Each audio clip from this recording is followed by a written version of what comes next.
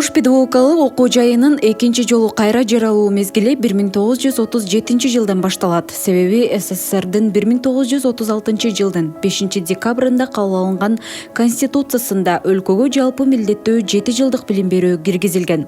Анын негизинде айылдарда 7 жылдыкка, шаарларда 10 жылдыкка өтүшүп, мектептердин окуучулардын саны өскөн. Бул мугалимдердин жетишпестигине алып келип, Кыргыз өкмөтүнүн чечими менен башталгыч класстардын мугалимин даярдоо максатында Ош педагогикалык окуу жайы кайрадан ачылган. 1939-40 окуу жылында 196 окуучу кабыл алынып, окуу процесси кыргыз, өзбек тилдеринде жүргүзүлгөн.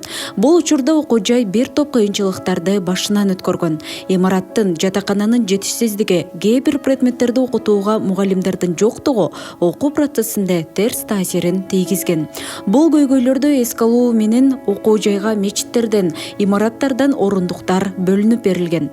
Бул убакта окуу жайды Сарымсак Ходжаев жетектеген. Ал Ош шаарында төрөлүп, башталгыч билимди медреседен алган. Кийинчерээк Андижанда кыска мөөнөттүк курстарды окуп, мугалимдик кесипке ээ болгон. 1941 жылы согуштун башталышы менен окутуучулар өз ыктыяры менен согуш майданына аттанышкан. Мугалимдерди даярдоочу айрым окуу жайлар жабылып, калгандары бириктирилген. Оштогу мугалимдер институту жабылып, анын эсебинен Ош педагогикалык окуу жайына 150 кыргыз жана өзбек кыздары кабыл алынган. Бирок бул мектептерди адистер менен камсыз кылуу көйгөйүн толук чечкен эмес. Согуш жылдарында окуу жайды Нооман Аманов, Наби Каримов, Салихан Аманжановтар жетектеп келген. Директор Наби Каримов өз учурунда кыргыз мектептерде башталгыч мугалимдеринин жетишпестигин эске алып, Ош облусундагы балдар үйүнөн тартып, кароосуз калган 30га жакын кыргыз балдарын Ошко алып келип, окуу жайдын алдында интернат ачып, башталгыч класстын мугалимдерин даярдаган. Жалпылап айтканда 1941-45 жылдары аталган окуу жай кыргыз жана өзбек мектептерине 135 башталгыч класстын мугалимдерин даярдаган.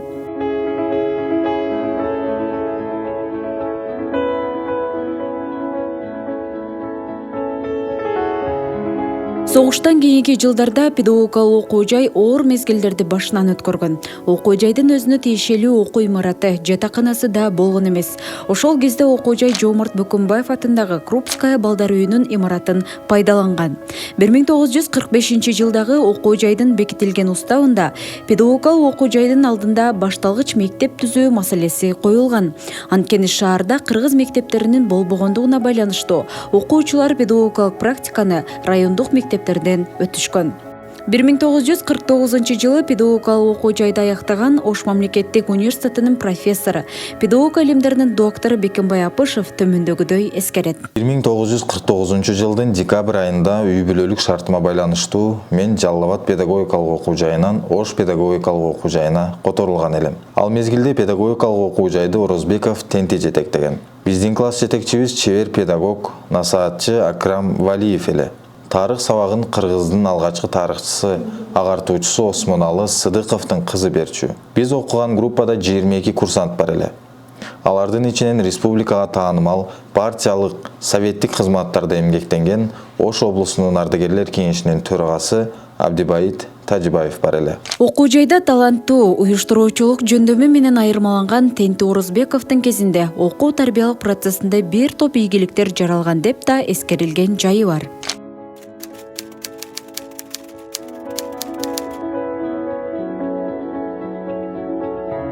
Ош аялдар педагогикалык окуу жайы 2 кабаттуу имаратта жайгашып, окуу корпусу 12 каанадан турган. Жаңы окуу жылында окуу жай окутуучулар менен толук камсыздалган. Айрым сабактарга жетишсиз окутуучулар жумасына 40 сааттан ашык окуу жүктөмдөр менен иштеген.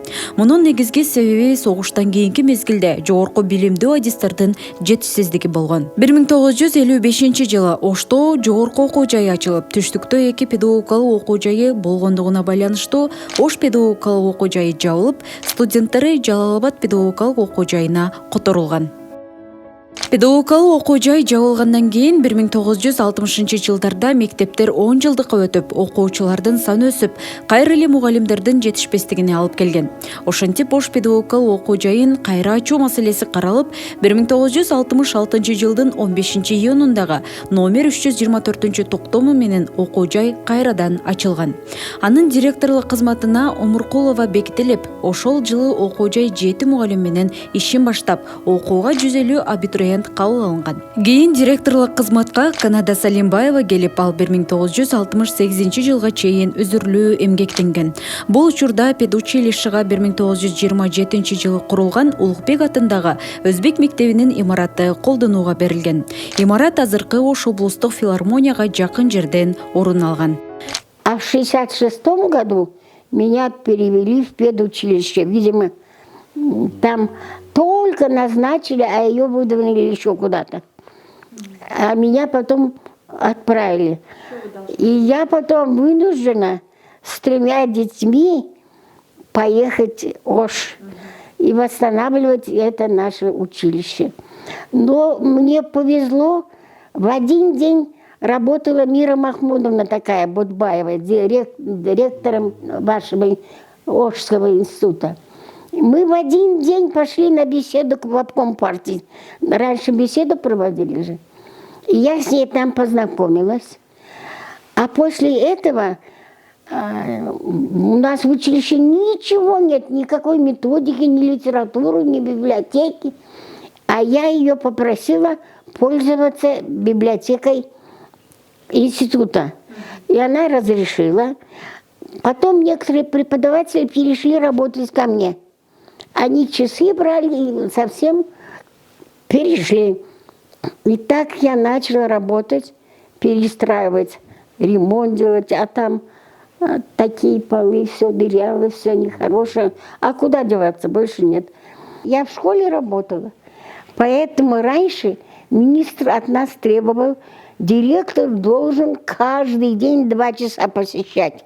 Вот вы математик, я на математику заду, а потом у него физик или там литератор, я захожу.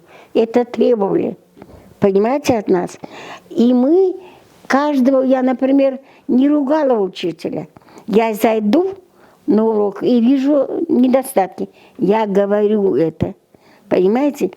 И то, и еще что.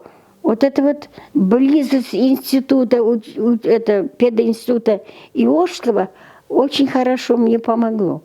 Методику они преподавали нашим студентам, методисты Ошского пединститута. Вот это, может быть, повезло мне.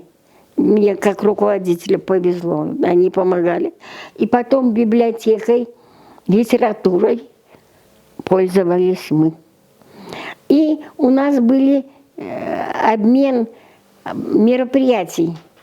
Например, 8 марта мы их приглашали, они нас приглашали. Вот такая близость, методическая близость. Методику обязательно должен знать учитель. Душу человеческую знать, понимаете?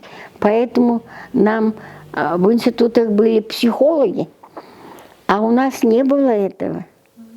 У нас в педучилище не было. И поэтому они нам помогали. Помогали. Много хороших преподавателей приходили, помогали.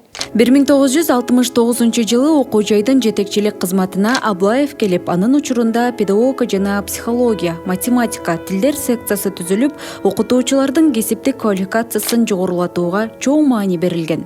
Ошондой эле өлкөдө бала бакчалардын санынын өсүшү, мектепке чейинки билим берүүчү адистердин жетишпестигин жараткан. Буга байланыштуу окуу жайда мектепке чейинки мекемелердин тарбиячысы адистиги ачылып, бүтүрүүчүлөр мектепке чейинки мекемелерге ишке жөнөтүлгөн.